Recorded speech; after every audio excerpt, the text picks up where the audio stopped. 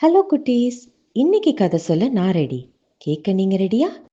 உங்க ஃபோனை தள்ளி வச்சுட்டு அமைதியா கண்ணை மூடி இந்த கதையை கேளுங்க. கதையோட பேரு அறிவான மூத்த பறவை. ஒரு காட்டுல நிறைய மரங்கள் இருந்துச்சாம். ஒரு மரம் மட்டும் ரொம்ப அடர்த்தியான மரமா. அங்க நிறைய பறவைகள் கூட்டம் கூட்டமா வாழ்ந்துச்சாம். பக்கத்து மரத்துல இருக்க ஒரு வயசான பறவை மரத்தோட அடியில ஒரு சின்ன கொடி வளர்றத கவனிச்சுச்சாம். இந்த கொடி பெருசா வளர்றது எனக்கு சரியா படல. ஏதாவது ஆபத்து வரலாம். முளையிலேயே கிள்ளி எறிஞ்சிருங்கன்னு சொன்னிச்சான்.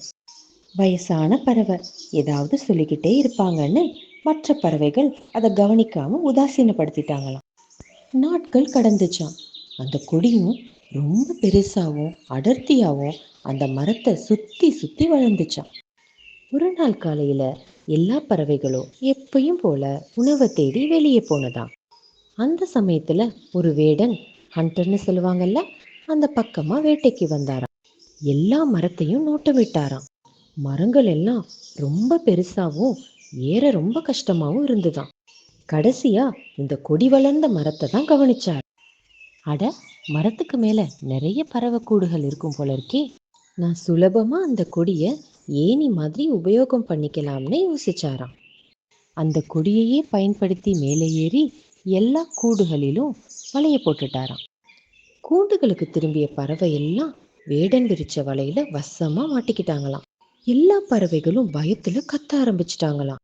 அப்பதான் பக்கத்து மரத்துல இருந்த அந்த வயதான பறவை, யாரும் பயப்படாதீங்க, எல்லாரும் இறந்த மாதிரி அமைதியா இருங்க. வேடன் வந்து வலைய திறந்ததும் எல்லாரும் மொத்தமா பறந்துருங்கன்னு அறிவுரை சொன்னாராம். எல்லா பறவைகளும் இறந்த மாதிரி கப் சிப்னு இருந்தாங்களாம். வேடன் வந்து அசைவே இல்லாத பறவைகளை பார்த்து ரொம்ப குழம்பி போயிட்டாராம். என்னவா இருக்கும்னு லேசா வலைய திறந்து பார்த்தபோது எல்லா பறவைகளும் ஒரே நேரத்துல எழுந்து பறந்து தப்பிச்சிட்டாங்களாம். வேடன் ஏமாந்து போயிட்டாராம். பறவைகள் எல்லாம் மற்ற மரங்களுக்கு போய் புது கூடுகள் கட்டி சந்தோஷமா வாழ்ந்தாங்களாம். அவங்களுக்கு அறிவுரை சொன்ன அந்த வயதான புத்திசாலியான பறவைக்கு நன்றி சொன்னாங்களாம். என்ன குட்டீஸ், இதுல இருந்து என்ன தெரிஞ்சுக்கிட்டீங்க? பெரியவங்க சொல்றத எப்போதும் கவனமா கேளுங்க. அவங்களுக்கு நிறைய அனுபவம் இருக்கு. நம்மளும் அந்த பறவை மாதிரி சில நேரத்துல தப்பு பண்ணியிருந்தாலும் அதுல இருந்து கத்துக்கிட்டு புத்திசாலித்தனமா முடிவெடுக்கணும். என்ன, ஓகேயா? இப்ப தூங்க போங்க. நல்ல கனவுகளோட அமைதியா தூங்குங்க.